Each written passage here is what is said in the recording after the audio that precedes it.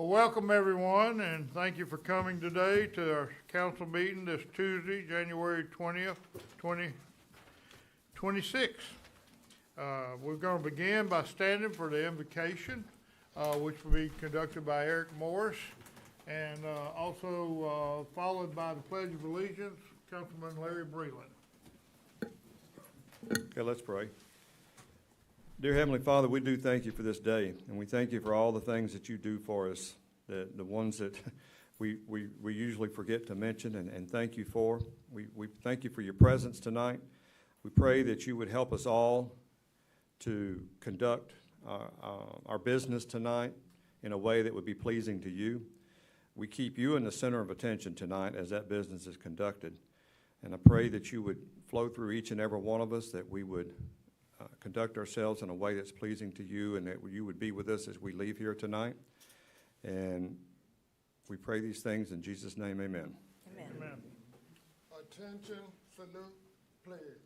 I Pledge allegiance to the flag of the United States of America and to the republic for which it stands, one nation, under God, indivisible, with liberty and justice for all.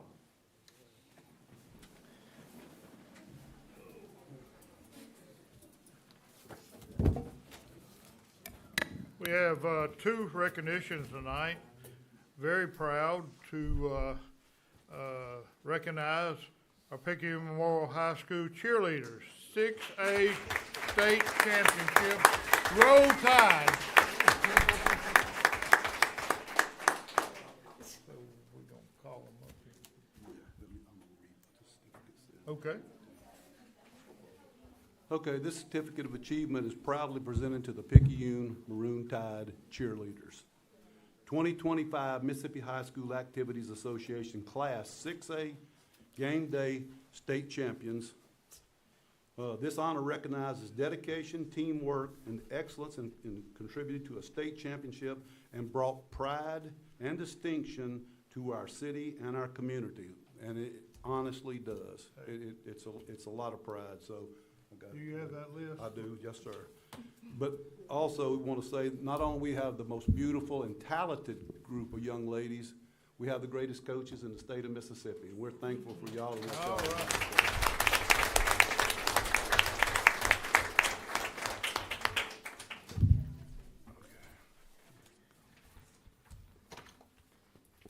You want to come down and get them? Yeah, let's all go down. You're going to read.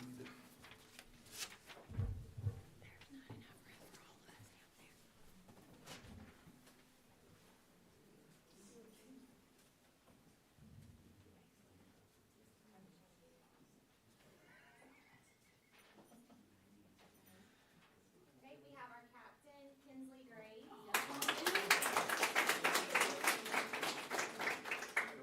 Our co-captain, Addison Watt.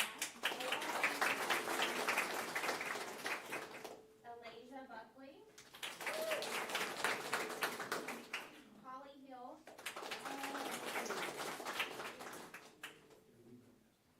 Okay. All right, done.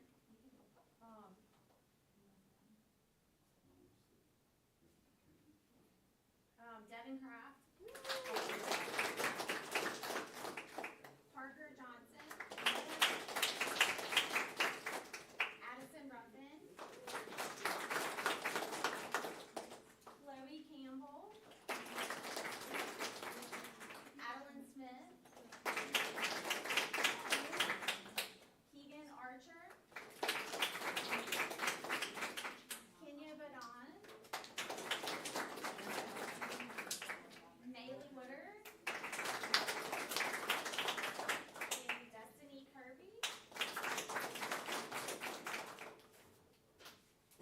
I get the honor of presenting my granddaughters, Presley Wells.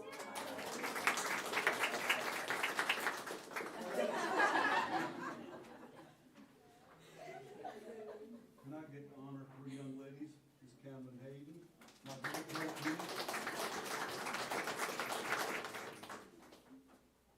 One of my great friends for a lifetime. She's toured City Hall many, many times. Very proud of the young lady she's turned out. Super athlete, cheerleader, Aubrey Hunter.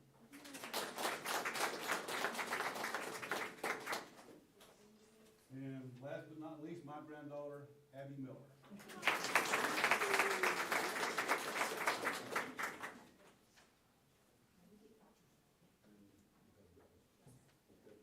Also at this time, Mayor, you come give the coaches out if you would. Well, let's get that here. Jessica Smith.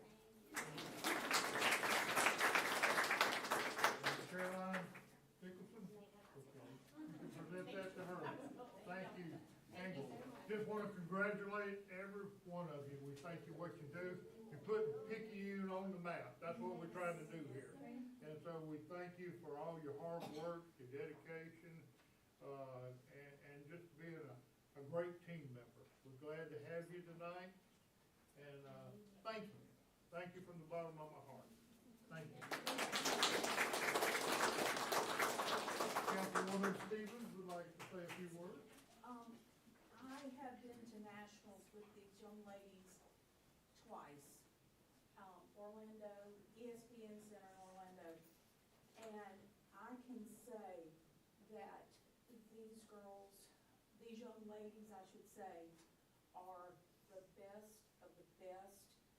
They're in every way. They're respectful. They represent Picayune and our schools so well. And they're leaving next Wednesday. This will be, Presley won't be able to go this year, but I've been the last 2 years, and y'all have been fantastic. This year, next Wednesday, y'all go, and what do we want to do? What do we want to bring back? We want a gold coin. What do we want to bring back? The white jacket, right. So, what do we say? Roll Tide, roll.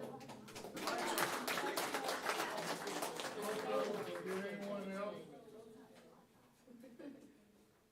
Congratulations on the job. Absolutely. Roll Tide, baby. Thanks, John.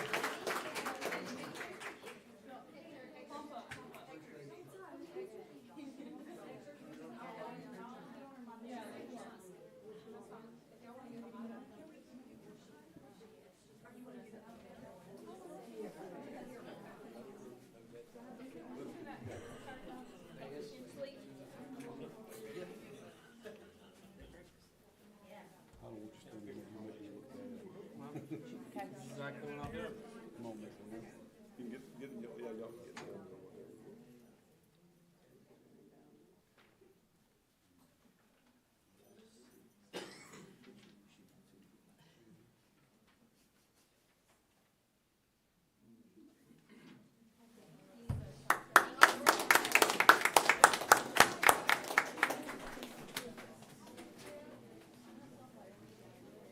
Mayor updates. When you got the proclamation from Oh, Mark. Okay, thank you. I appreciate that. Mr. Mark Stocksel, the podium is yours. Give it just a minute.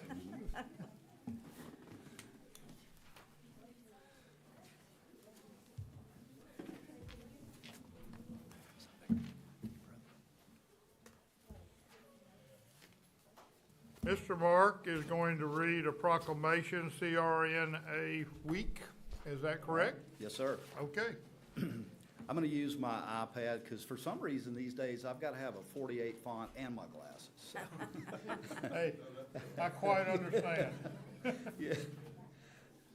All right, ladies, Mr. Mayor, ladies and gentlemen of the council, and ladies and gentlemen of the audience, it's my great honor to read the following proclamation by the mayor of Picayune, Mr. Jim Liu. Whereas since 2000, National CRNA Week has been the annual celebration of the nearly 59,000 practicing nurse anesthetists who provide anesthesia to patients in the U.S. and the armed services, at home and abroad. Whereas certified registered nurse anesthetists, or CRNAs, are advanced practice registered nurses providing anesthesia care to patients in the United States for more than 150 years. CRNAs are among the nation's most trusted profession, and whereas legislation passed by Congress in 1986 made nurse anesthetist anesthesiologists the first nursing specialty to be accorded direct reimbursement rights by Medicare. And whereas CRNAs are the primary anesthesia providers in rural communities and continue to be the primary providers of anesthesia care to U.S. military personnel. And whereas CRNAs practice in every setting, literally, in which anesthesia is delivered, from traditional hospital surgical suites and obstetrical delivery rooms to critical access hospitals, from ambulatory surgical centers to the offices of dentists, podiatrists, ophthalmologists, pain management specialists, and many, many more. And whereas CRNAs are qualified to make independent judgments regarding all aspects of anesthesia care based on their education, training, and licensure. And whereas CRNAs are trusted anesthesia experts caring for patients safely and compassionately, delivering specialized, cost-effective care to all patients, from newborns to seniors, for every type of procedure in all types of facilities. Whereas CRNA's experience in critical care nursing, in addition to anesthesia care, provides the training and education to address unique healthcare challenges of some of our sickest patients, including veterans. And whereas the period of January 18th through the 26th, 2026 has been designated as National CRNA Week. Now therefore, I, Jim Luke, Mayor of Picayune, Mississippi, do hereby proclaim the week of January 18th through the 24th, 2026 as National Certified Registered Nurse Anesthetist Week, dated this, the 20th day of January, 2026. Thank you so Yes, sir. much. And I can tell you, the folks we have over at Highland, I've worked with them in all types of settings. We work side by side in open heart units. They are the best of the best. Thank you. Thank you, Mark. Thank you.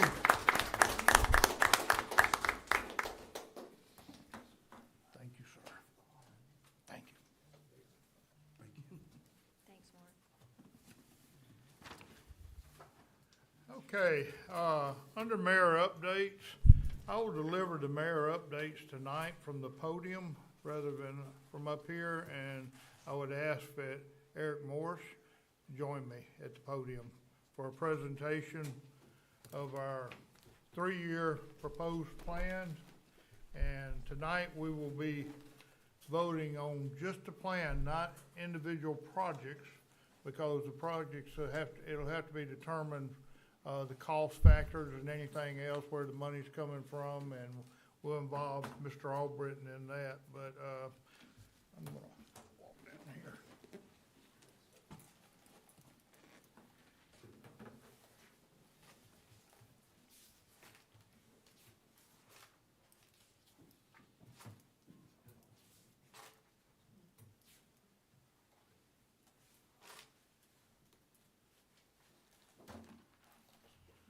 Before I begin, I'd just like to, there's an individual that's not here tonight, and the council will remember this name. His name is Bud Lowe.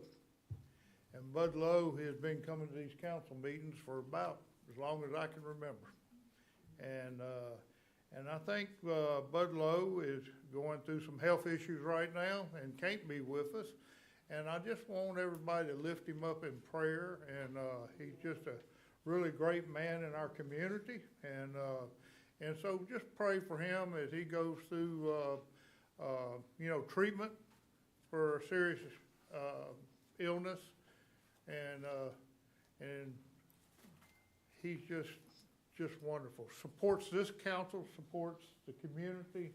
And so lift him up in prayer tonight, please. Another thing that I wanted to talk about is, I understand, little birdie told me this, that you, Ms. Bumpers, and Mr. Larry Breland, Councilman Breland and Councilman Bumpers, received recognition yesterday on things that have happened in their precinct from the community. And they love this community, and they do so much for this community. And I wish I would have been there to help you hold the plaque, but I was out of town. But anyway, congratulations. Y'all do so much for the council. Y'all great team members, and we thank you and we honor you. The last thing I said before we start talking about some other issues, I've heard it at this, all across here, where Christmas this year was a hallmark moment. I mean, the council has said it, people in the community have called and told me. There were some things, Ms. Albritton, thank you, and all those that helped with Christmas at the Oaks and Christmas on the Rails, we call it. And it was just a really great occasion. And so we're going to be, and Glendale, I want to recognize you because you bought the big Merry Christmas up there, you and your, whoever, if anybody helped you with that, we appreciate it. So it was just a great night of fellowship, and it was just a great time to be in Picayune. We're going to be collecting money throughout the year to make next year even better than this year. We got so many compliments on it, we're going to grow it, and it's going to be bigger and better next year. So we're going to collect money throughout the year, preparing for next year. At this time, you have in your packages up there a 3-year capital improvement plan for the city of Picayune. And we all know that you have to have a plan, and you have to have goals to achieve those plans. And I've heard recently, it's talked about on the podcast, Mr. Miller, Picayune is moving forward. I'm just really, I can't say enough about working with this mayor and council and this community to move our city forward. And there's 6 items that we are talking about right now, and I want to kind of outline those, and we'll see some things on the screen in a few minutes, but I want to begin, and most everybody knows where this is, Highland Parkway up by the hospital. I don't know if you've ever experienced this. I have, because I live over that direction. It's well lit coming off of 43 North by Rouse's, by the new police department, all the way down to Trinity Church. It's like daytime at midnight. But after you pass Trinity Church and you're going toward the hospital, you can't see your hand in front of you. There's no street lights. There's no light of any kind. If you were to cut your headlights out on your car, you couldn't see your hand in front of you. I think that is an extreme safety hazard. I think the council, we've talked with y'all, and y'all agree that, that that's a safety problem. And then you have 2 exit points and entry points, ingress, egress at the hospital. And it's just, when you come out, you're just coming out into darkness. And to signify that, I think if, please be patient with me, Eric got a drone up and took some pictures. Some of you have seen these, but I want the audience to see them too. What it looks like to travel Highland Parkway during periods of darkness. And I'll let you take the floor. With your permission, I'd like to ask Devin to advance to the next slide, and you're going to see a map of Highland Parkway.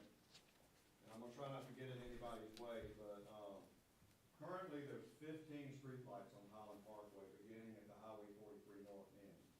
And those were put up with some leftover funds from MDOT project we did many years ago. And there were only 15 put up because we had a certain amount of money left over and we didn't have enough money to do more than that. So ever since that time, I guess you would say the eastern, southern end of Highland Parkway has been well lit like the mayor said. Now this map shows you pretty much where they stop and where it's going to require another 22 lights to get you to Highway 11. So those 22 lights will make the difference that you're going to see in the next slide, which is a drone flight. And this is starting off, you see Rouse's there, so this is the Highway 43 end. And none of the vehicles that you see in this video were props. They were just happened to be people driving down the road.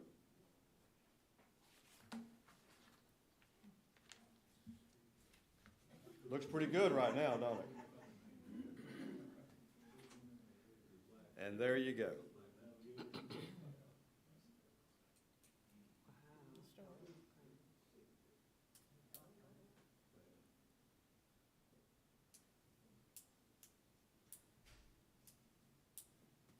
We got any lovers of the movie Field of Dreams?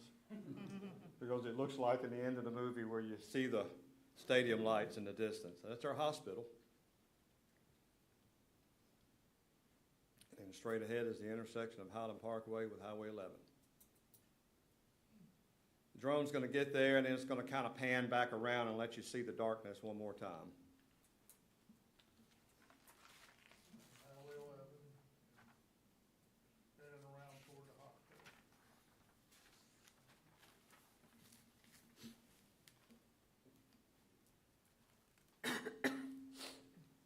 We've discussed this among ourselves. We feel like that's a safety problem.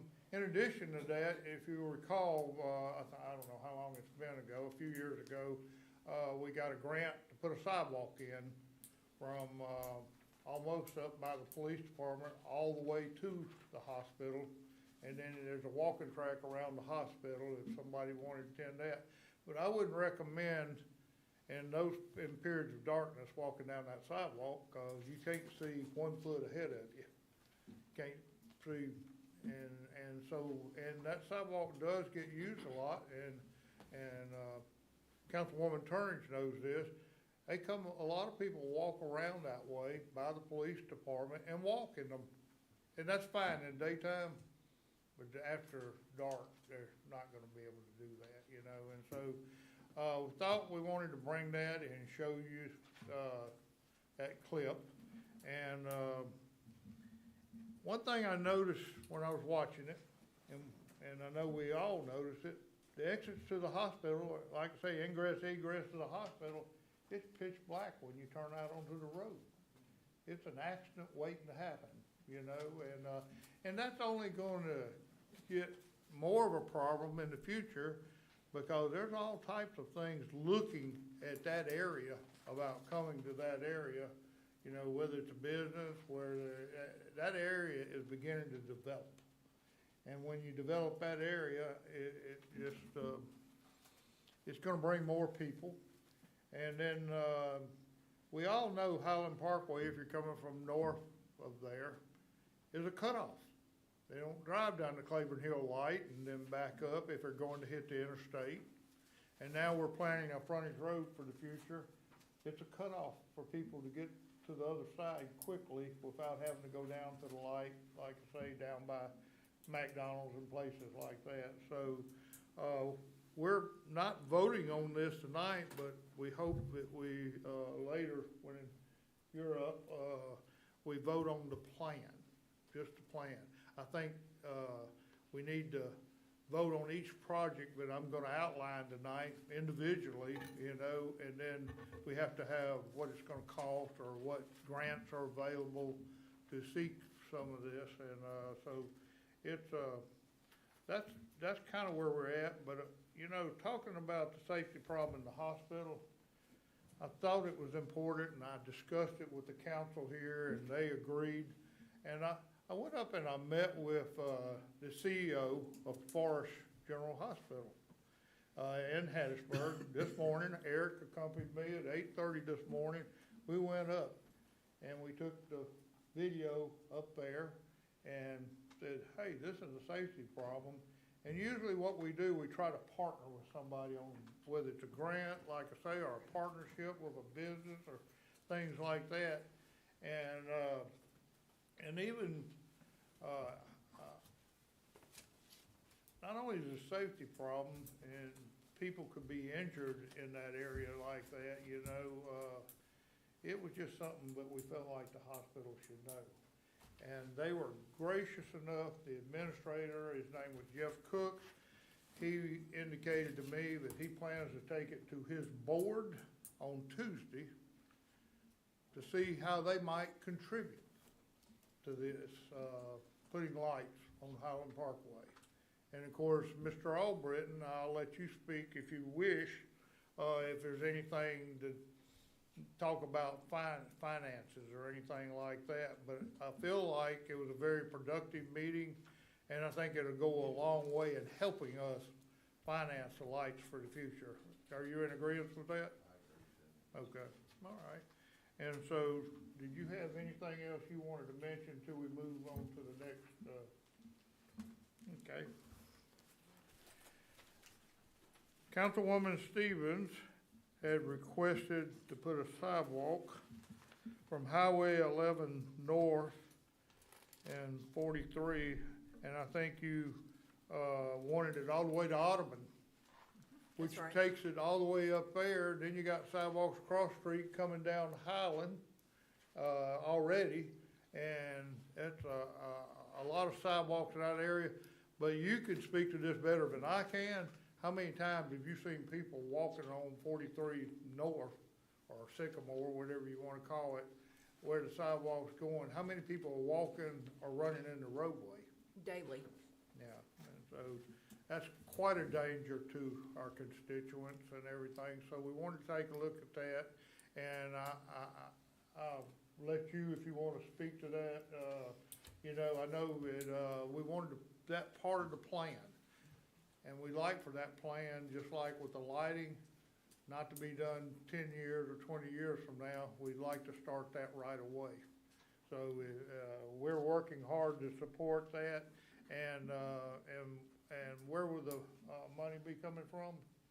Mississippi Department of Transportation. Okay, It's a TAP grant. okay, it's a TAP grant. And TAP grants are very, very important. The sidewalks we put a while back on Highland Parkway, that's a TAP grant.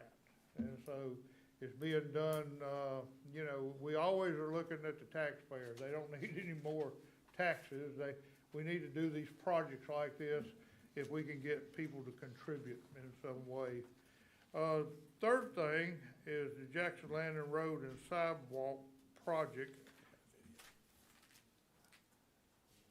Of the sidewalk? We have a drone flight. Okay, on the sidewalk? Okay, yes. Well, we have a video, another drone picture of the area we're talking about. We're talking about putting sidewalks from there going all the way up 43 north. Thank you. And this is the west end of Highway 43 north near Claiborne Hill. So pretty much the flight path that you're seeing, the green space to the right, will be the path of the sidewalk. Would that include crosswalks to get to the westbound lane? It will not. So it's just sidewalks on the eastbound side Yes. of that? Okay. And several members of the Dungan engineering team have already been working on this. Devin is one of them who's been very instrumental in this project. All the council members, you have a page in your booklet that tells the status of where that project is today. And the status of where that project is today is gonna indicate kind of when it will end, which we expect to be toward the end of this year. And then that's gonna be instrumental for another project the mayor is gonna speak about in just a few minutes, because we will qualify to, apply for it at that time. Okay, I think, Eric, I'm gonna let you take the next one. The next item on here is, sidewalks on Jackson Landing Road. It'd be all the way from Jackson Landing and Beach, all the way up to Charlotte Drive. Charlotte Drive. One of the most dangerous roads in Picayune. People drive fast on it, for one thing, you know. You can't keep enough police out there because they just relentlessly, day and night, flying down Jackson Landing Road. But there's no sidewalks, there's plenty of ditches to jump in.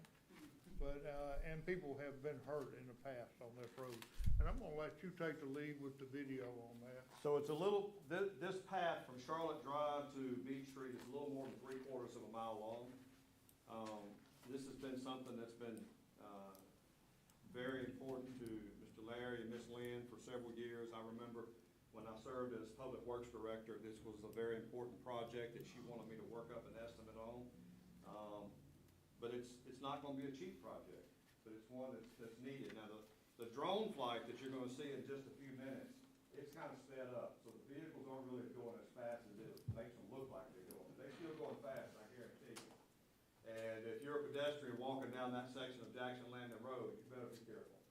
So, it's very important to Mr. Larry and Ms. Lynn that there be safe passage for those pedestrians on that section that's heavily traveled anyway. So, and we go ahead to the video. So once again, just like Highway 43, and we're zooming down on this because a pedestrian pathway has got to be built across there. Obviously, there's no dirt to put concrete on. So, The rest of the video will show you the anticipated path of that the sidewalk will take.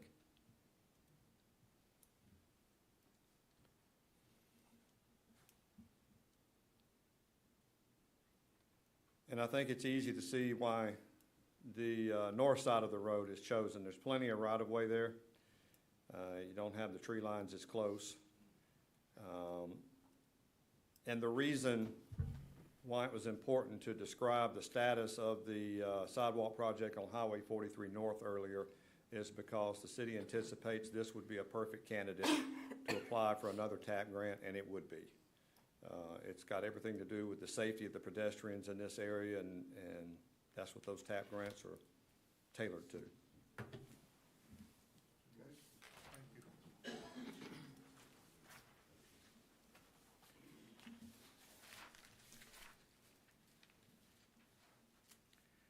The next item we have here is another restroom at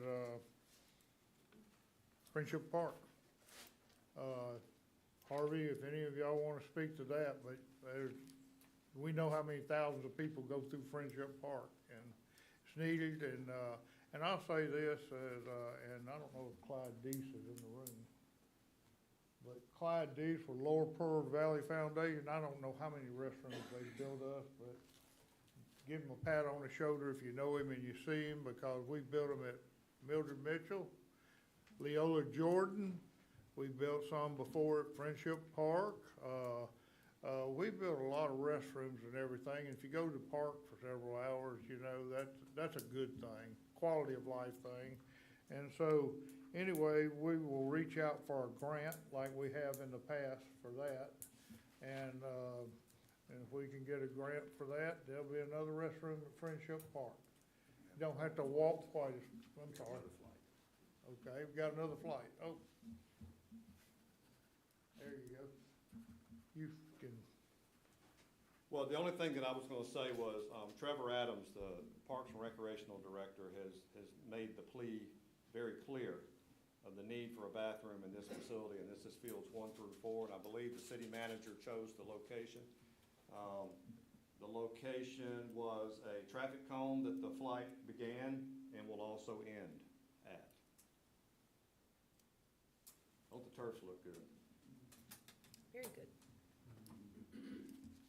So this is the proximity at Friendship Park that the bathroom will be placed at, hopefully in the not too distant future.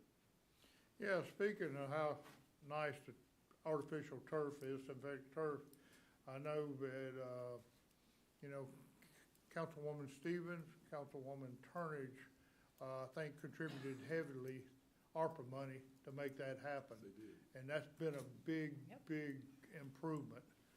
Instead of after a heavy rain, instead of trying to cancel or get out there in the mud, you now have synthetic turf. So it's really improved the quality of life, and thank both of y'all for backing that project financially with ARPA money.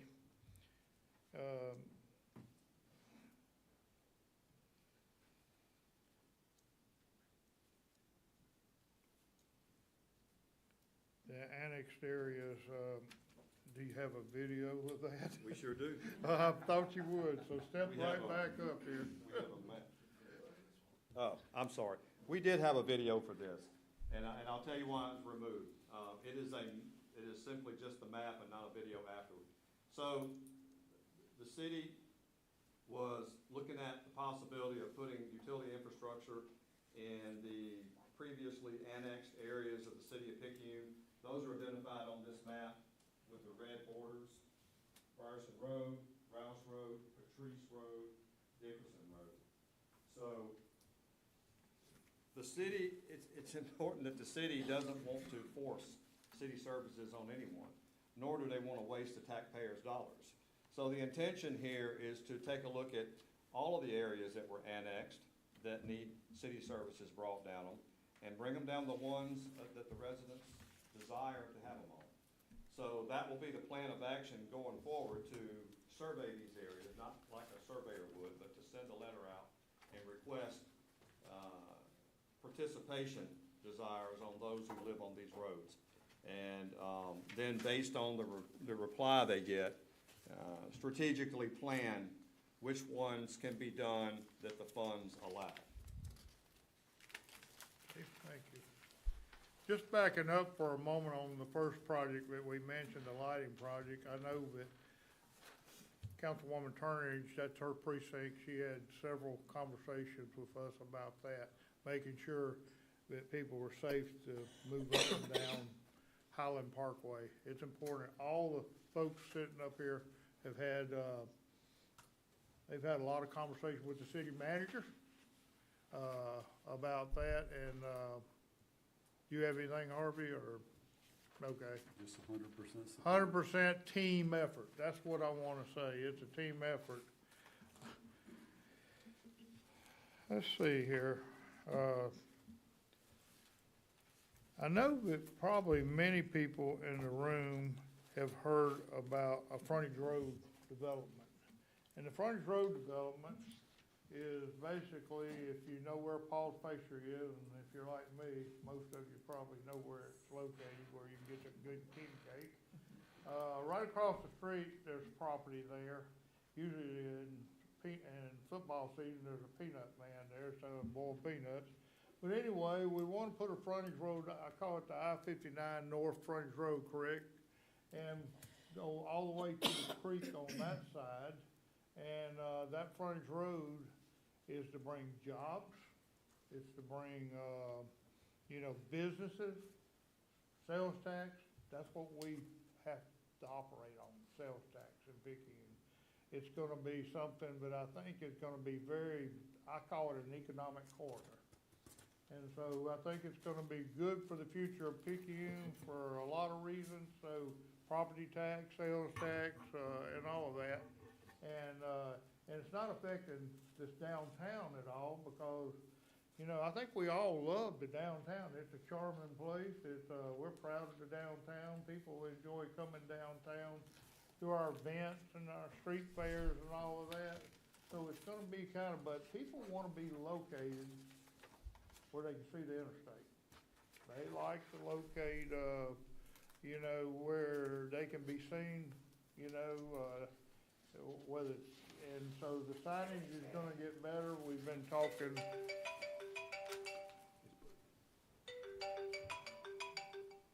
Cut your phone off. My phone.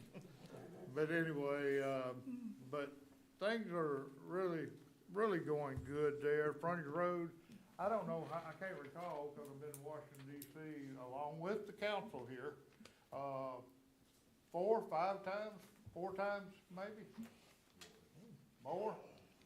We've been to Washington DC to solicit funds. And I always like to tell this story because this is the one time I can take credit for something, but it makes people nervous when I talk. We're sitting up there in Senator Wicker's office, and I asked him, I said, do you have any idea what Picayune stands for? And he just and all the rest of the council that accompanied me on the trip, they just looked and said, ooh, where's Jim going with this one? And he said, no, I don't believe I know what Picayune stands for. I said, well, look it up. It's in the dictionary. It stands for something small and insignificant. And he said, and we came all the way to Washington DC for you to make us significant. And how much money have we got now to start the road? Millions. How many? Several billion. Several $million. I'd have to sit there and add it. So sometimes you gotta be bold, but I make them nervous. I usually should keep my mouth shut now because they all gave me that look. So, but that's okay. But anyway, the frontage road, we hope and pray to break ground. It's not gonna take 30 years like this Highway 11 bridge. We hope to break ground in the spring. And this has only come about since we've been in office here. So, which is 4.5 years. So, made a lot of trips, talked to a lot of people, but I think people are gonna be finding it very beneficial for the future of Picayune. And, We have a video. and we have a video. Next. I I mean, I don't really have a lot to narrate on this. I haven't been involved in this that much. I think the mayor and the city clerk and maybe some of the city council could talk about this one, but it's what the mayor was just talking about. Here's some great drone footage of it, and at the end of this drone footage is gonna be the intersection, the proposed intersection of it with Sycamore Road, and you'll be able to clearly see that in just a moment.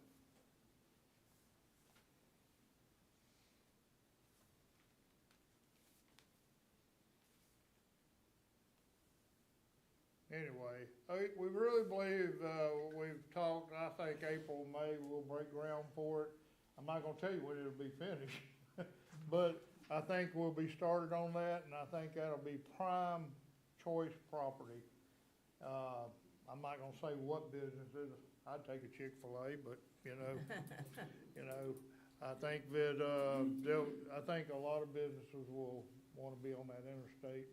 And so between Highland Parkway moving forward, a lighted Highland Parkway and a safe Highland Parkway, and between the frontage road, I think that's gonna be good for Picayune. All right, next is the city paving project. And Yes. you got a video of that? Do not have a video of the city paving project. I can tell you that, Mr. Can you for the sake of my wife, who's gonna get on to me when okay, gotcha. So I said recently that, you know, I don't know if she's watching tonight, but my wife usually watches all of these if she can. And I hear the same thing every time. You know, I wish people would go to the microphone, because when they talk from the audience, or when the attorney or the city manager or the city clerk talks from the table, I don't know what they're saying. So that's what he's messing with me about. So thank you for drawing that to my attention. So in regard to the paving plan, I was asked by the mayor for Duncan Engineering to take a look into what streets were not paved in either of the last two city paving projects, which was in 2010 and 2019. So you might say, well, why weren't all the streets paved in those two paving projects? Well, there were streets that had been paved prior to those dates in specific projects, and it just wasn't time to pave them again in 2010 or 2019. So it amounts to about 70 streets citywide, and give me just a second, because I've got a breakdown.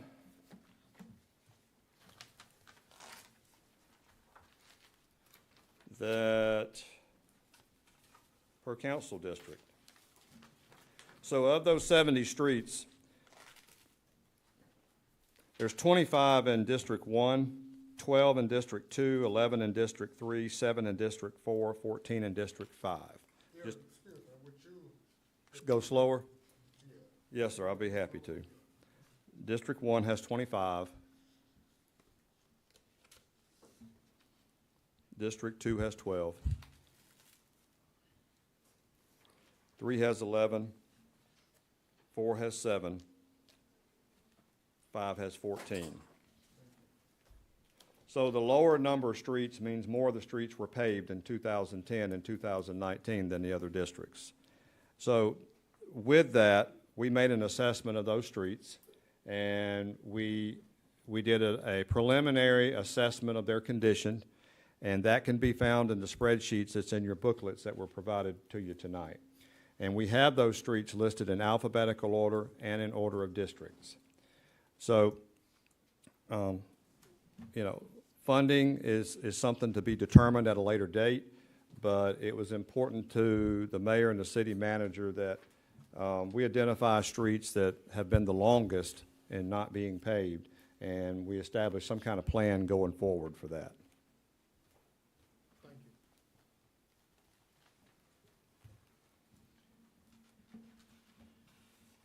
I would just, this is a plan. I'm not saying it can't be added to, if there are other projects like that. But these were deemed at this time with, collecting information from the city manager, from the council, of things that need to be addressed, in the next 3 years. So we call it the 3-year capital improvement plan. Some councils might call it something else, but that's what we're calling this. And it is our goal to achieve every one of the things mentioned tonight. think that, Eric had a very good idea in video in this. We kinda, kid each other about the videos and things, but I think a picture's worth 1,000 words. If you can see it, you can get an idea of what we're talking about. So, thank you for your patience with me. I'm going to move back, to my seat, and we'll continue with the council meeting. Mr. Little, may I say something? Yes, sir, you may.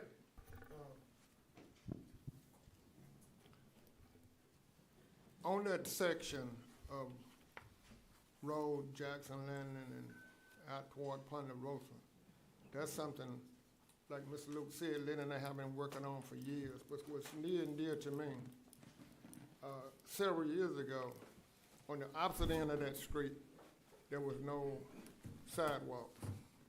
And there was a child that got hit and killed because there was no sidewalk there.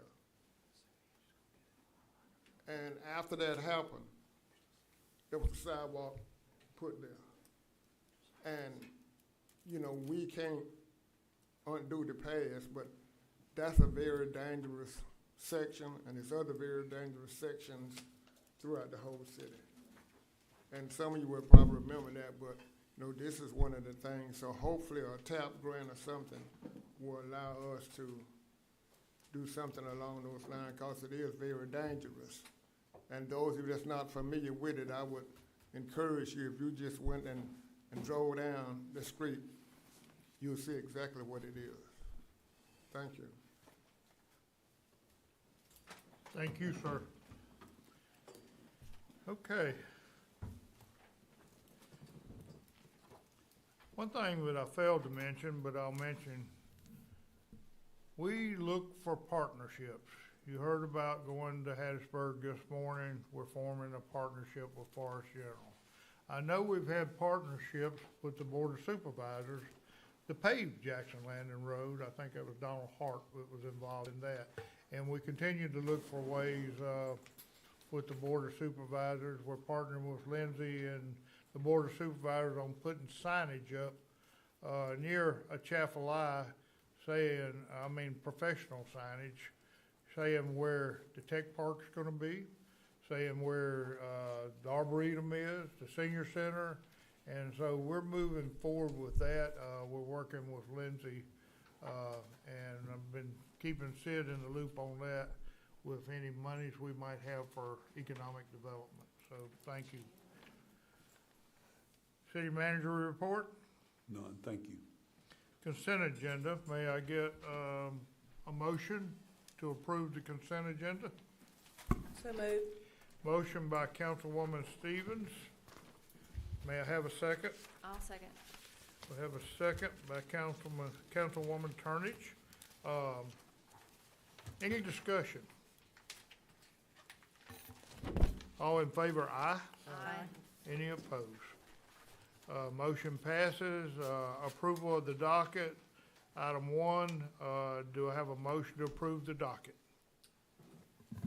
I'll motion. Motion by Councilman Hickman. Do I have a second? I'll second. Second by Councilwoman Turnage. Any discussion? All in favor, aye. Aye. I did have.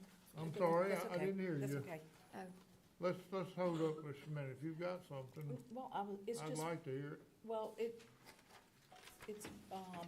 very short. Okay. The docket's very short. Is it just because of the holidays, or? We usually just have one in a month. Sometimes we have to have a second. This is the second meeting in a month. So there were just some things that were time sensitive. We need to go ahead and do it rather than wait until, we'll have a big one the first of the month. Okay. Generally, when we do it, every month is the first meeting. Okay. I thought that was a good question. I want to be sure you got all the votes. All in favor, aye. Aye. Any opposed? Thank you. Motion passes. New business, finance administration.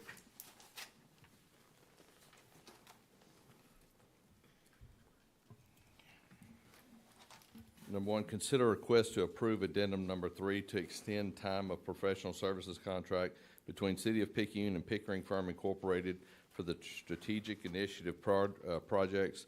Action requested, approve requests as submitted, and authorize mayor to sign all related documents. Okay, may I have a motion? So moved. Motion by Councilman Breland, may I have a second? Second. Second by Councilwoman Stevens, discussion. Yes. Sid, can you briefly give a synopsis of that? Yes, sir. We do an annual renewal. This is the initial strategic initiative plan that we did with Pickering Firm, who we go to Washington with, that helps us get the money for a lot of the projects we're talking about, or primarily for the frontage road project. And we renew it each year, and this is just the annual renewal for it to extend it. The project, the strategic initiative project, plan. Thank you. Okay, any other comments or questions? All in favor, aye? Aye. Any opposed? Motion passes. Next item. Number 2, consider request to approve partial assignment of right-of-way agreement between City of Picayune and Gulf South Pipeline Company, LLC. Action requested, approve request as submitted, and authorize the mayor to sign all related documents. May I have a motion? So moved. Motion by Councilwoman Stevens. May I have a second? I'll second. Second by Councilwoman Turnage. Discussion. Can you explain this a little bit? What it is, this is the pipeline company that we use to get our natural gas, and we have different assignments of leases of property where to help deal with our natural gas. They assign parts that they have, and I think vice versa. Sometimes we have parts that we have to assign. It's just dealing with the natural gas that the city sells. This is how the pipeline that it brings it in on.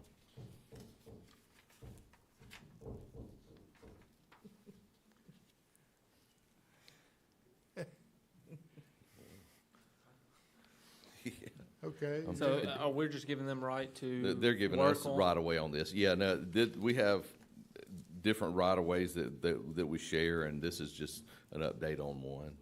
It doesn't really Okay. change anything. It just updates one, where they're giving us partial assignment on one. And is this for a specific area or no? This is- It is. It would speak to it in, I'm sure, in the legal description of it. But Okay. I don't know exactly where it is but it's if it's coming from Gulf South, it's probably the main line coming in. That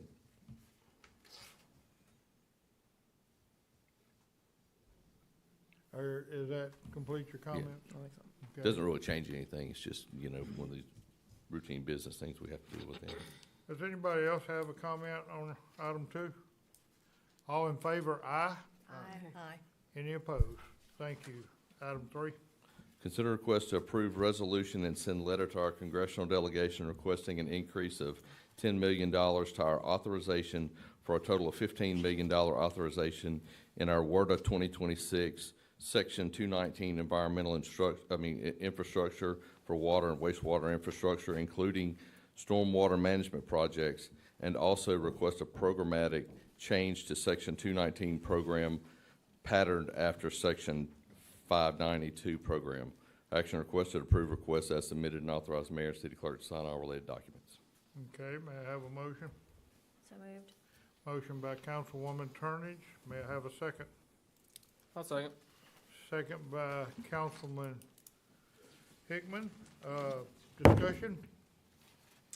Any discussion? What was the previous amount? It was 10 going to 15? No, for, we're I guess- increasing it by 10. Right now, we have a $5 million authorization. The way the WERDA project, the Section 219 works is you go to Congress, they open up the books, they don't open it every year. They open up the books and through the Corps of Engineers program, you can be pre-approved. It's almost like getting a line of credit, for lack of a better term. And the Pickering firm got us the $5 million authorization a couple of years ago. But then what happens is once you've got the authorization, once you have a project you're going to use it on, then you go and request that they fund that project with that money that you've been authorized. But they only open that, I think they may do that annually, but they only open the books to increase your authorization every few years. And while it happens to be what we're asking for the $5 million in our ask from Washington this year for a water project, and while it's also turns out it's the same year that the authorization is going to be open, and so we're asking to bump our authorization by $10 million. So our $5 million would go to $15 million. It's two separate asks, But this is the technical resolution where we're gonna reach out to our congressman and request it. Okay. Okay. Any other questions? All in favor, aye? Aye. Any opposed? Thank you, motion passes. Thank you. Grant Administration, welcome, Lisa.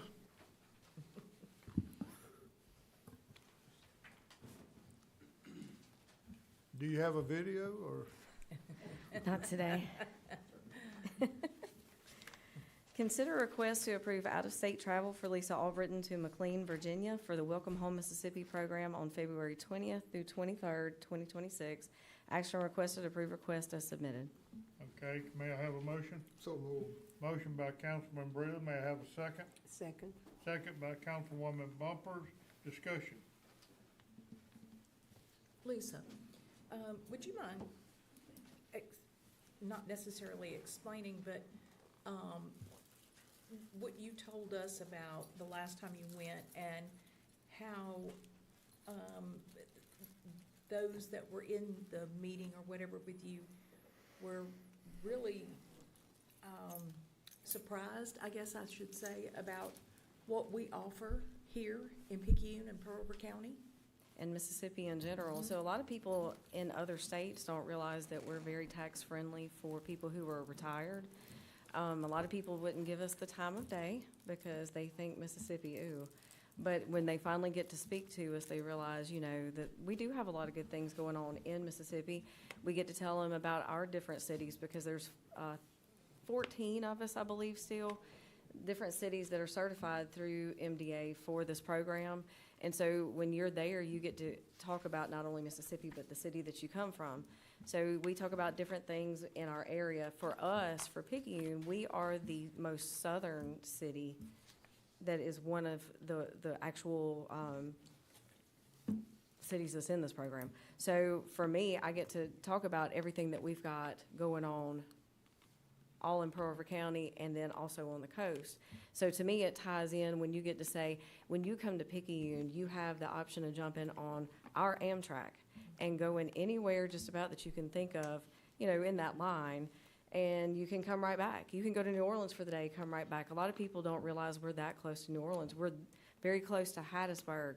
So when you talk about different hospitals that we've got, we're very fortunate with the things that we have in Picayune. I think we're probably one of the more fortunate ones out of the whole group of Welcome Home Mississippi because we have everything that hits those marks for retired people especially. But one of the new things that we're doing is we're working on trying to bring people in, not only who are retired, but anybody. We want people to come here, stay here, work here, live here, do whatever you've got to do it in Mississippi because why not? Why not be in Mississippi? But why not be in Picayune, Mississippi, right? Thank you. You're welcome. Okay. Any other questions? All in favor, aye? Aye.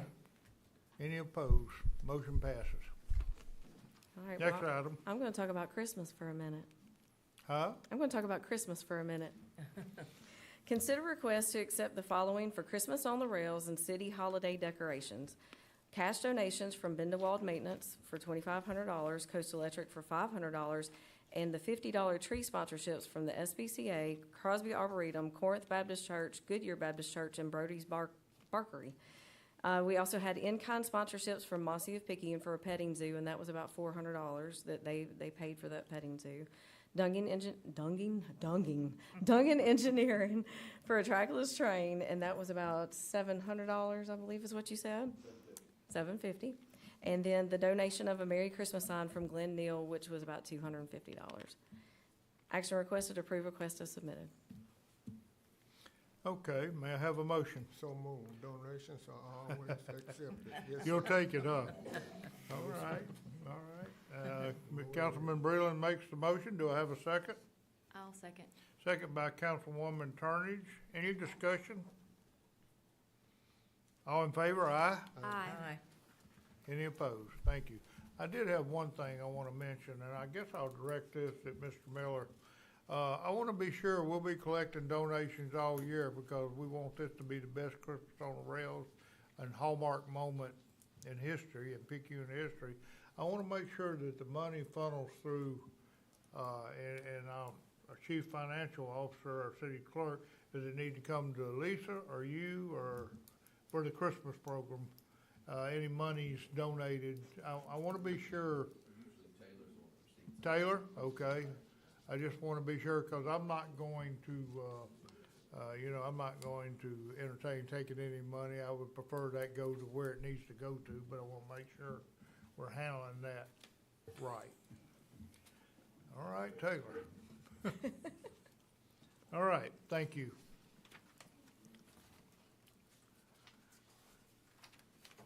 All right, planning and zoning. Hello, Louise. Hello, Mayor and Council. How are you tonight? We're good. How are you? I'm great, thank you. First item, consider an application for a case review from Richard Burge. Mr. Burge is requesting for the approval of his final plat for the Grove subdivision Phase 1, which contains 15 lots off of Cooper Road. The parcels are zoned PUD R, Plan Unit District Residential, and the flood zone is X, and the council district is 1. Now, the Planning Commission voted to send this request to the council without recommendation. I'm sorry, but we are asking that you either approve or disapprove this request and authorize the mayor to sign all related documents. Okay, at this time, I'd like. And the developer is here if you have any questions. Well, I have questions, but I want to have Mr. Miller speak at this time. Yes, sir. Thank you. A lot of questions at the Planning Commission, Louise, as you remember. Nathan, you were there, and that was a recommendation from you to come to the council for us to look at it. Because there were so many, not so many, but some good points and questions about drainage, sewage, those sorts of things. And because of that, we have our engineer, Eric Morris, and also our director over Utility Authority, Mr. Rob Meltnap, here to answer some of those questions, because y'all didn't have the answers at the Planning Commission meeting. And again, there were some good questions, I'll say that. So at this point in time, we're gonna let Rob Belknap. Let's hear from the counselor first Yeah. on that, if we can. Yes, when we were, Yeah, because I do have a drainage plan. Good, counselor. I know there'll be a lot of happy people.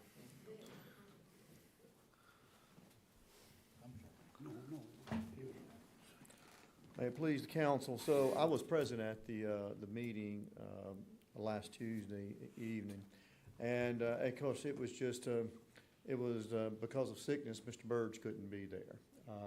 We were without some information in terms of the drainage issue as to where the water will flow, and also the sewage issue. And I think, of course, the engineer and the director of the Utility Authority can answer those more pertinent questions there. And as a result of that, we saw it that would probably be the wisest course was just send this to the city council for consideration at that point in time without a recommendation, because we didn't have that information one way or another. I do note in your agenda package, I do see here there was some information that was not supplied to the Planning Commission, one of which was a letter from the Mississippi Department of Environmental Quality dated June 18th, 2025. There is I see a certificate of coverage from the state of Mississippi, of course, Department of Environmental Quality. And I believe there were some, we did have a topographical map as to the subdivision provided by the surveyor, but I see there was also in here that we see an excerpt from what they call Apex Environmental Consultants. That's the wetlands consulting group. That was probably doing a delineation study on that. And those gave some insights to the council, I believe, that will be further discussed with our engineering side of the equation and also the utility side of the equation. And so those are the things that we have there. So we also had a couple of members of the Planning Commission that just, again, circumstances was such that they just couldn't be there, but we had them on the phone, and we had a lot of crosstalk. But we finally worked through it there and got to the point where it's now presented in front of the council. This doesn't happen all the time. This is a rare occurrence because your planning commission does a good job on these things. However, just out of abundance of caution, I think that's how they sent it. Nothing one way or another on it, it's just what happened in that respect. Does the council have any questions of me before I sit down? I mean, I have a question Yes, about, ma'am. ma'am? Okay, go ahead. I was just gonna say, if with the information, all of the information, would it be appropriate to send it back and let them review with the new information that is given? That's Or one, no? that's one of your options, if you ask me that. We've done that in times gone by, council lady, in that respect. That's one of the things that you have, or you can consider it tonight and approve it tonight or deny it tonight. That's your options at this time. But yes, we have done that in the past, and I think, I know we've had some projects in time gone by that have been expansive where we've done that because we just didn't have the information we needed there. But we had everything other than those items I noted in the record in front of you. Okay. Thank you. All right. Thank y'all. I'm gonna turn the floor back over to our city manager, Mr. Miller. Yeah, I think based on the information that wasn't there, I know Mr. Burge, it's went through pretty much every phase, engineering, utility authority, everybody has approved this. I know the questions that, I think if Rob could come up, get him up here, Mr. Mayor and council, to speak on some of the issues that was brought up as a concern. And like I said, there were good concerns. There was all good concerns, but I think we have explanations. Eric, you and I talked more than anybody about it. You gave some of your versions about the sewage and also about the drainage issues. And I think if Rob, if you could come up and Eric could come up and give us your input into what's going on, then Louise, at that point in time, and council, I think at that point in time, it may be, the best thing to send it back to, I would like to see it that way if the council is in favor of it, back to the planning commission and let them make it based on the information that we'll get tonight. So are you okay with us doing that? I mean, that's one of the options the council has in that matter. That's one of your options. So it's at the pleasure of the council. That's a reasonable choice the council has at its disposal. And again, we're probably gonna have to get y'all, I don't know when the next meeting, I know time has become of essence to you, Mr. Burge. I don't know if y'all need to hold a special meeting with the planning commission or not to deal with this. Possibly yes. But anyway, Rob, won't you and Eric come up and give y'all's versions of what's actually going on? While Mr. Belknap is coming to the podium, if I could, and if you don't mind, I'd like to go ahead and speak real quick. I'm thankful that you referred to me as an engineer. I have lots of experience around engineers and in the field, and I've done a lot of things, but I'm not an engineer. I'm the regional manager of the Duncan Engineering office here. However, 2 members of our engineering team has reviewed this project, Devin Hedgepath and Jason Ulmer. And I'd like to report that Mr. Burge has an engineer that he has employed to design this and do the runoff calculations for this project. And that engineer has declared that there would be a net zero increase on pre and post stormwater, which basically means that it's not gonna release any more stormwater than it currently does. And he has designed it with stormwater devices in play that will control that. So our standpoint at this point is because Mr. Burge has a licensed engineer and he has calculated a project to meet net zero pre and post discharge, that it's going to be crucial that when this development is being built, that the City of Picayune ensures it's being built exactly how the design takes place. If that were to be done, and I anticipate that it will, if there was a problem at that time, that's why Mr. Burge has a licensed engineer and under his employ to stand behind his design work. And so thank you again, Mr. City Manager, for calling me an engineer, but I want everybody to know I'll that remember our that the engineering next time I need team, an engineer, how about that? our engineering team has been involved in this, as have I, but more so them, because it was in existence kind of before I was in the office full-time, so thank you.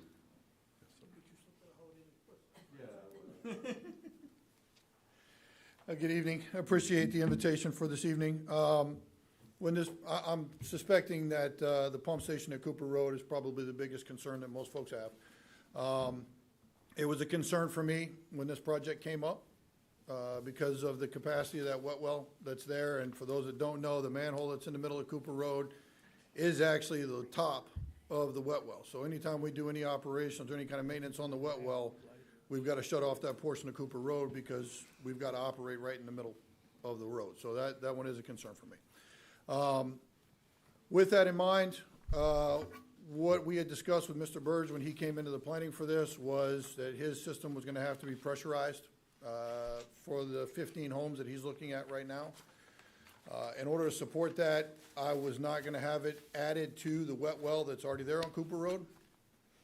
So with that pressurized system, it is integrated into the pressure line that is on the southeast side of Cooper Road. So he would be past the pump station, and it would connect around just short of the Garden District and go immediately into the pressurized line. So it would not add any more capacity to or volume to the wet well that is there at Cooper Road that is of concern already. So that's one. Two, in his discussions with him and his engineer at the table, because we had multiple meetings on this, was that if he was going to build out the additional sections of the Grove subdivision, that an additional wet well would have to be installed at that location. We've talked about where it would be, and we've talked about the partnership we would have with the utility authority, where if he installed the wet well, and I know that the TIF that you also passed would support the build out of that wet well, that if he built that wet well, that we would take on the cost associated with moving the pumps and the suction lines over to that wet well. Now, that relocation, my understanding right now is we're talking maybe 20 feet, is that we'd have to move the pumps over. And we would also facilitate the connection of the wet well, because I do not recommend tearing up the road to backfill the wet well that's there, but connect it. So what I would say in short is supporting the further out build-out development would add volume to the wet well and further improve the infrastructure that is there. The other part is that the infrastructure for the 15 that he's planning on building would have no impact on the sewer flow that is there currently, because it would be inserted into the line further down on a pressurized system. Any questions for me, if I haven't confused everybody with that? I mean, I'm good. That's a good job, and I know those things were important, again, on behalf of the people that's concerned in that area, that there were some good concerns, but I think this probably solves the problem. Well, I really do. Frankly, sir, it was something that he and I had discussions about probably, a year ago at this point? Because when he came to me with the initial development, that was a concern for me, so, but anyway. And being that it was already pre-approved by every form of through planning and zoning, Louise, they crossed every T and dotted every I as far as to move forward with this, yeah. And she had me involved in that too, so. Yeah, we knew that, and we appreciate you coming tonight. It was a great explanation. Well, thank you, and if there are any other questions, So, please. I guess let me just ask, the main concern from the planning commission was flooding? Was that a concern? I'm just, flooding, sewer, those two things? I wasn't there, so I'm just kind of Yeah. asking before. For the flooding, the only concern I've got with flooding is water intrusion into the line, and the more that we can reduce the standing water on top of Cooper Road that goes in through the manholes, then the more benefit we have to lowering that intrusion into the system. So with everything that you guys are researching, studying, it would have no impact on the current residents? With the install of these 15 homes, it would have no change as far as from the sewer side. And if he does the complete build-out, it would improve because there would be added volume added to that would have to be engineered and added to it. So at this time, obviously, we revert it back to the planning commission, or they can vote to pass it. So that's an option that the council has. We need a pleasure of one or the other from the council, a motion and second. I mean, Ms. Louise, if it was reverted back, do you think that the planning commission would be able to make a decision and give us a decision? Well, I'll say this, the documents that you have in your package were available to the planning commission.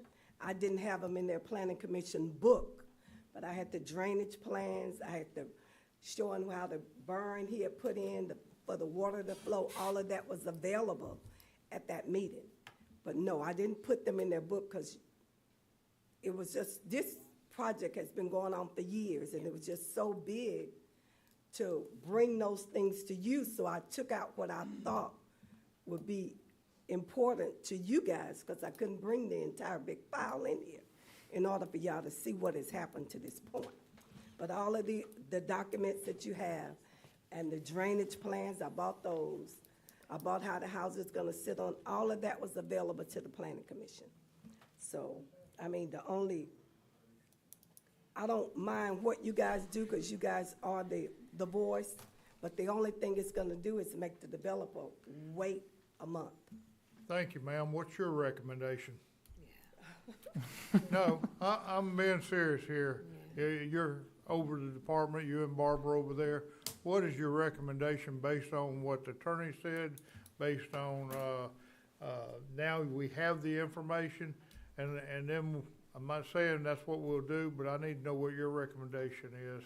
Either to proceed, because now we have the information, and if that's your recommendation, that's fine, or revert it back. Well, I don't wanna make nobody mad, but my recommendation is, I mean, he has done everything that we asked him to do. Okay. He has followed the entire application for a subdivision, and he is, I mean, What else has he got? what else for him to do? But if you guys wanna send it back to planning commission, we'll No, I certainly just meet on it again on February 10th and bring it back to you guys on the 17th. No, I'm Didn't okay. mean to put you on the spot. No, I just, Yes, sir. when y'all were talking that the planning commission didn't have some of this information, that's what I was basing sending it back to, is that they didn't have some of this information. But if you're saying they had all Oh, this no, the information. maps and everything was Okay. there. Mr. Burge was sick with the flu, couldn't hardly talk, a raspy voice.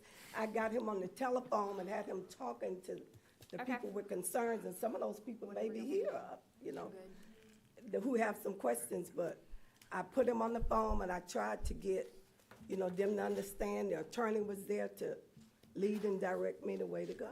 All right, I'm looking for a motion either to move forward and approve. Can I interrupt you for 1 second? I don't know if this is out of turn. Okay, I see a lady right here raising her hand. I think she has a comment. Do we want to let her have a comment?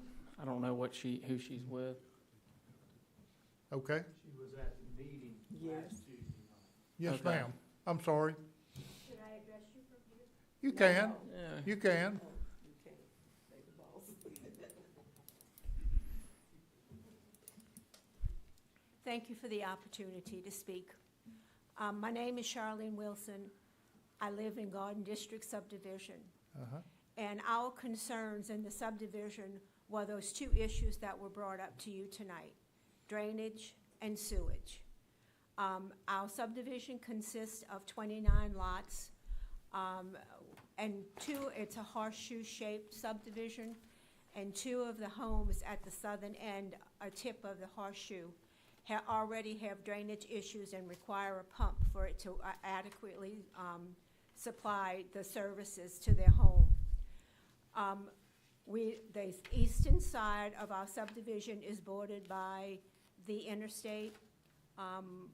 The interstate overrun drainage goes into an earthen ditch. As it reaches the back of our subdivision, it floods the end of our subdivision lots. Our concern was with the sewage. We had problems. We had to call the city 3 weeks ago. We had bubbling sewage coming out of the sewage in our street. So our concern was, if the subdivision was built, how it was going to affect those two issues. Also, we brought about the traffic issues and if we had in need of an emergency evacuation, was there a plan for evacuation? And the attorney explained to us that they opened the hideaway and we could possibly get out through hideaway. But the two issues of the sewage and the drainage were not solved. However, tonight, the gentleman that just spoke explained things to us, a little bit over my head, but Thank you. but it kind of sounded like they're at least aware.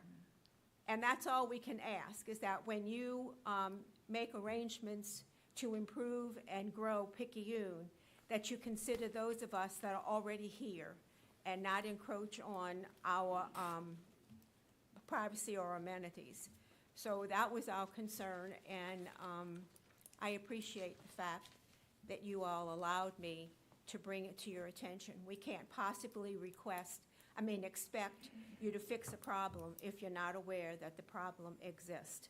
So, thank you for letting me speak. God bless, and God bless America. And thank you. We appreciate your comments. Anybody else have any comments? Okay. Now I'm still looking for a motion. We need to move forward with the meeting. Is there a motion to move forward? Or is there a motion to refer it back to the planning commission? I need a motion. I'll make a motion to move forward. I'll second. Okay, we have a motion, am I correct in that? But to move forward from Councilwoman Turnage and a second by Councilwoman Stevens. All in favor? Aye. Aye. Any opposed? Thank you. Thank you, Rob. Thank you. Mr. Burge, thank you.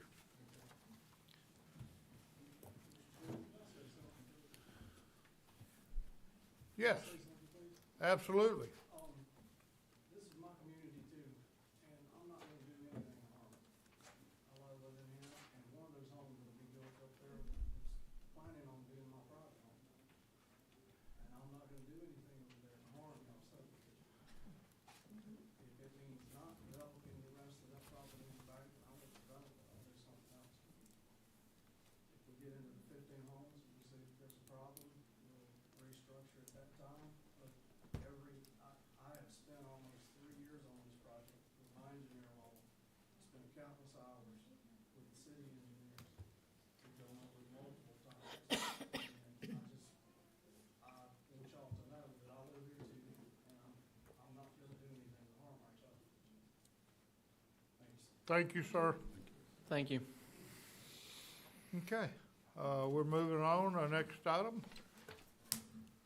Second item, consider an application for a case review from Ted Musgrove to subdivide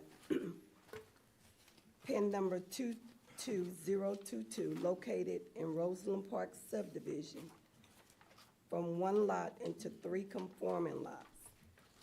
It's located at 700 Carter Street. The parcel is zoned R2, 2-family residential. The council district is 3, and the flood zone is X. We ask that you approve the request as submitted and authorize the mayor to sign all related plats and documents. Okay, may I have a motion? So moved. Motion by Councilwoman Stevens. May I have a second? I'll second. Second by Councilwoman Turnage. Discussion. Any discussion? All in favor, aye? Aye.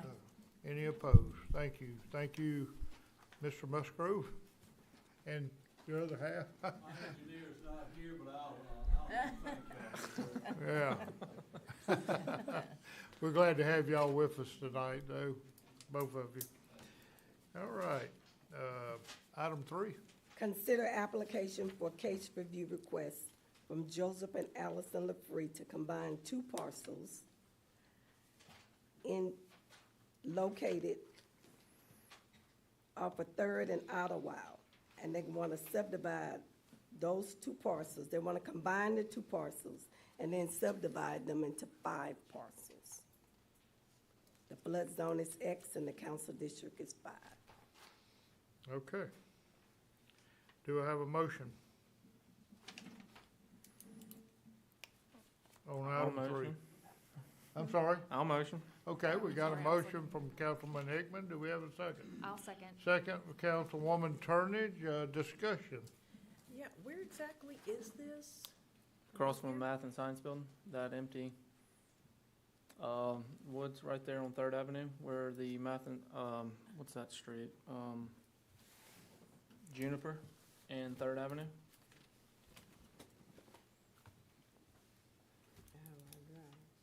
The back of it backs Does that up make quite a sense? while.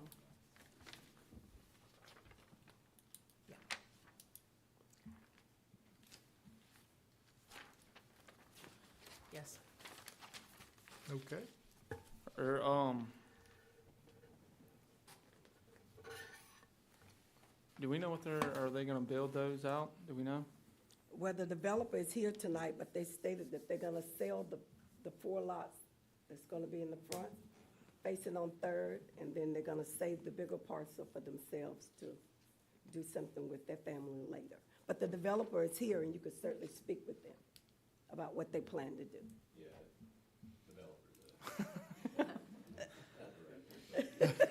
we just wanna combine the lots kind of shaped, we just do a very small piece when we purchase the lot, so we just wanna combine the two. We're gonna sell the front forward about a half-acre piece, and we're gonna keep the 4.5 acres behind it for our personal home.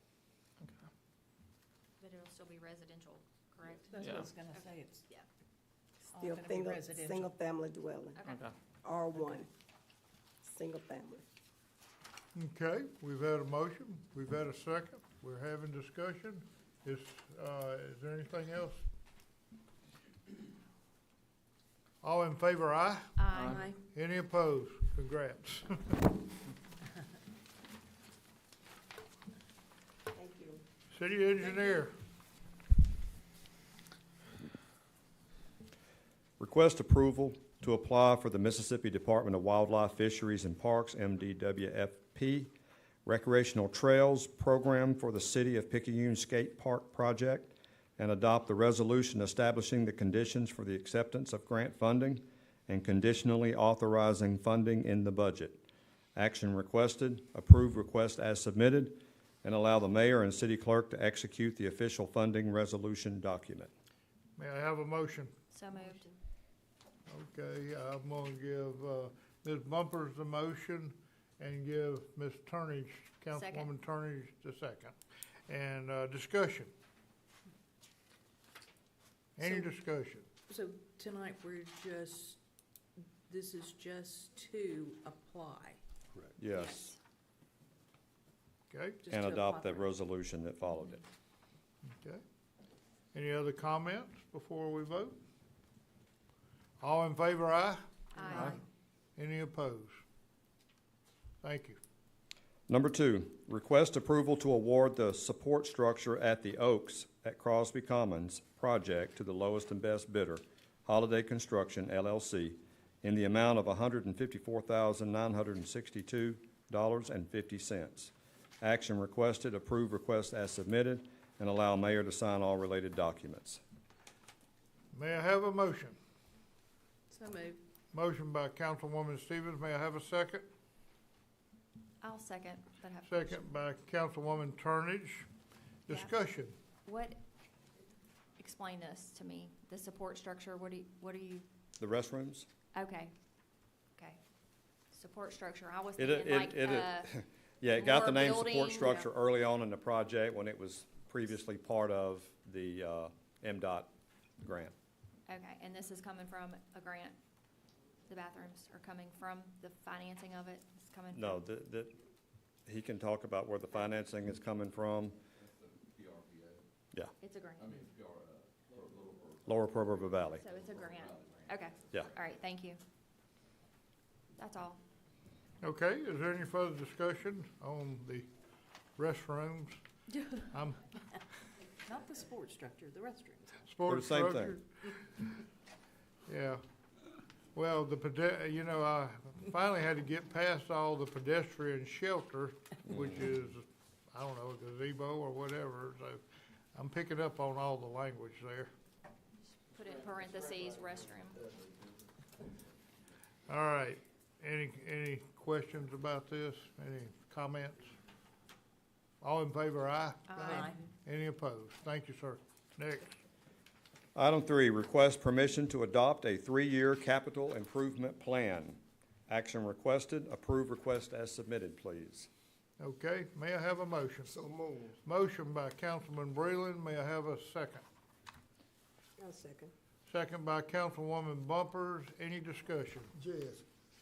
Am I understanding correctly or incorrectly that this is to adopt the plan which is not found?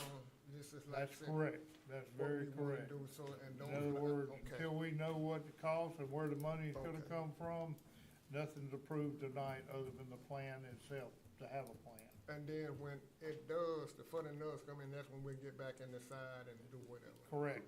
Okay. The list of projects is a preliminary list of projects Right, to be right. further discussed and voted on at a later date as funding, if funding is available. Yeah, I just needed correct clarification because that's what I was assuming, but you know, I don't want to assume, I'd rather ask.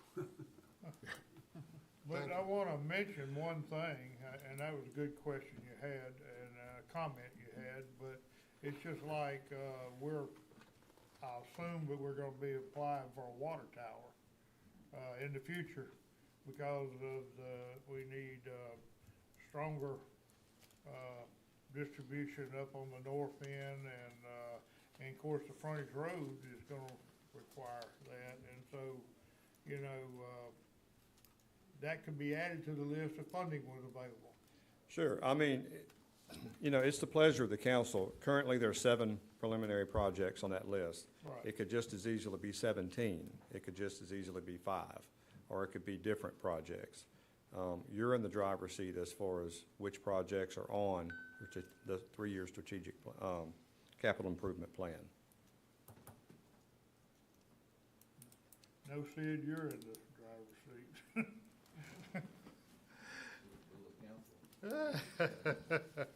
Well, we gotta have the money, and, you know, that's what I meant by that. And we're gonna be wanting to know, is that a partnership, is that grants, is it, you know, what form is that money coming in, you know, from the state, from, Washington, so, yes.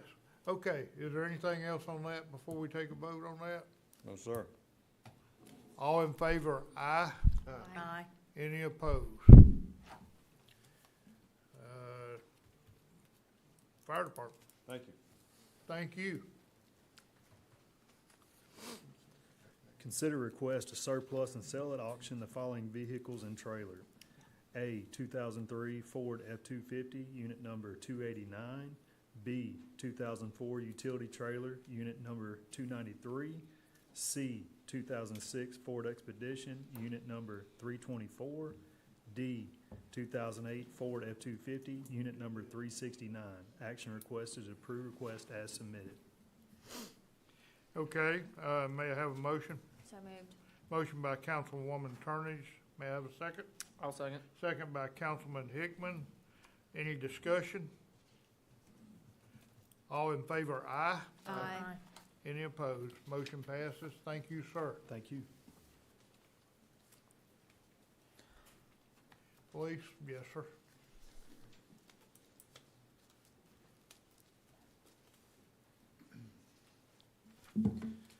Yes, sir. Number 1, consider request to surplus and sell at auction the following seized firearms. A is a Jimenez 380, 031547. B is a Smith & Wesson 38, CJE 8258. C is a Ruger 40, 340-59385.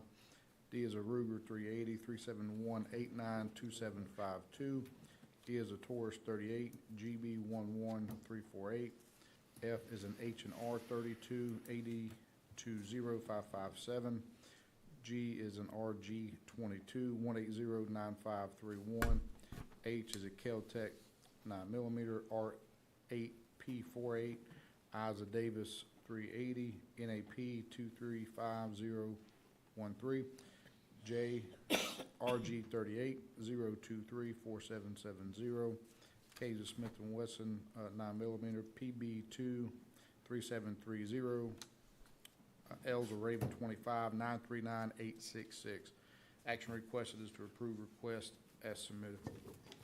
Okay, may I have a motion? So moved. Okay, we have a motion by Councilwoman Turnage. Do I have a second? I'll second. Second by Councilman Hickman. Discussion? All in favor, aye. Aye. Any opposed? Thank you. Number 2, consider request to approve out-of-state travel for Chris Kitty and Logan Holly to New Orleans, Louisiana for active shooter level 1 training, January 26th, 27th, 2026. The action requested is to approve request as submitted. Okay, may I have a motion? So moved. Motion by Councilman Breland. May I have a second? I'll second. Second by Councilman Hickman. Discussion. All in favor, aye. Aye. Any opposed? Thank you. Thank you. Miscellaneous council members' business. I'll start with you, Councilman Hickman. I got two things. Since you're here, I think I only see, oh, y'all are both here. If either one of y'all want to come up and just kind of give an update on where y'all are at and some of the things y'all been working on as far as the skate park project. Be right back. Got a very rough conceptual design that we've been working on to show y'all. This is the very first rendering of what we're going to put at the Rosen Park location.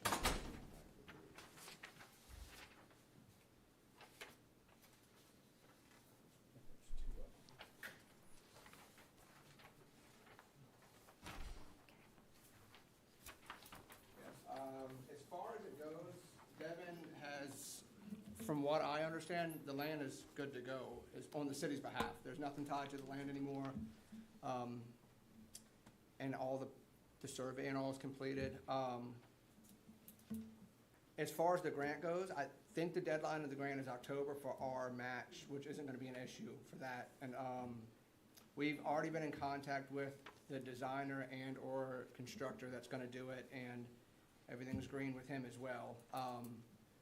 What y'all have is a conceptualized 2D design that Pete kind of made more attractive, opposed to just a 2D image on a white sheet of paper. But that's pretty much where we are as far as that goes. And then between now and the grant, we'll have the grant match, as well as a more accurate design of what the park would be.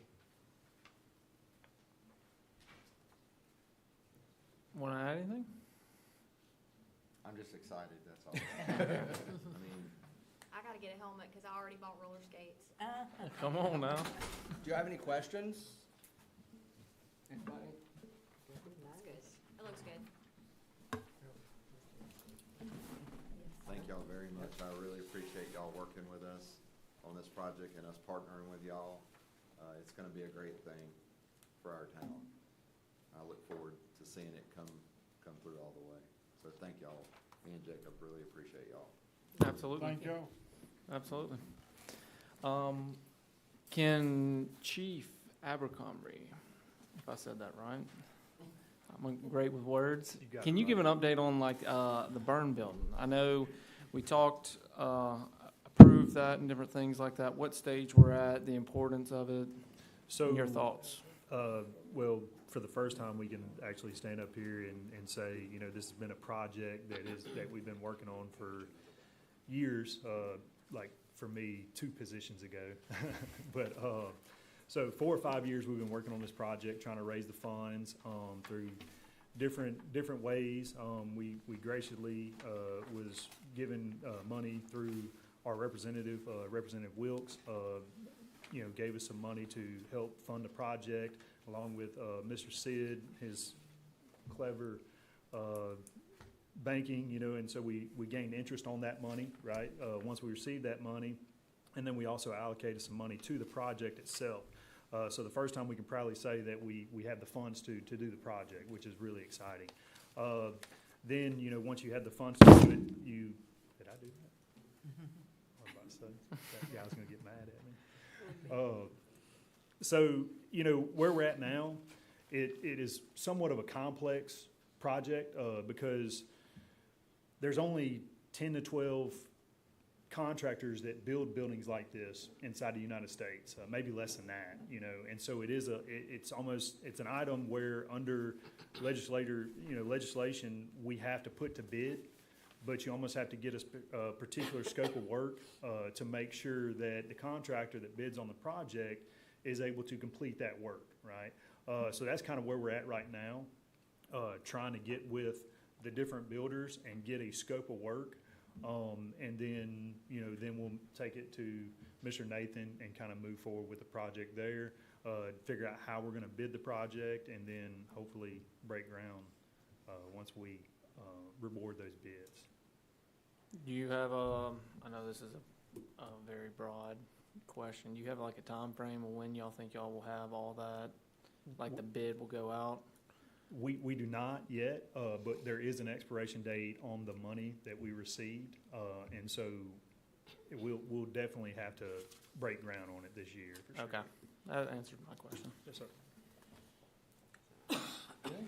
Ms. Bumpers? I'm good. I'm good. I'm good. Yeah, yesterday we had the Dr. Martin Luther King festivities, and everything went well, and I just want to thank the fire department as well as the police department for what you did to make it a safety success. So we really appreciate it, and we thank both of y'all for what your department did yesterday. Thank you. Okay. Do we have any citizen concerns? We do not have any citizen concerns. Excuse me.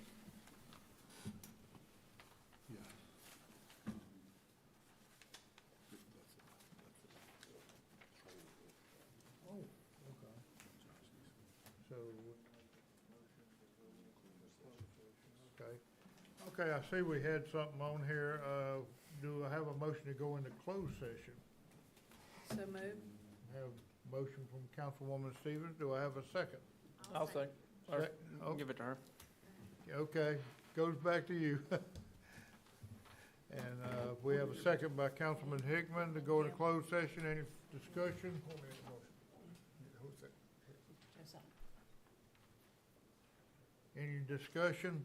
All in favor, aye? Thank, motion passes, and thank everyone for coming tonight.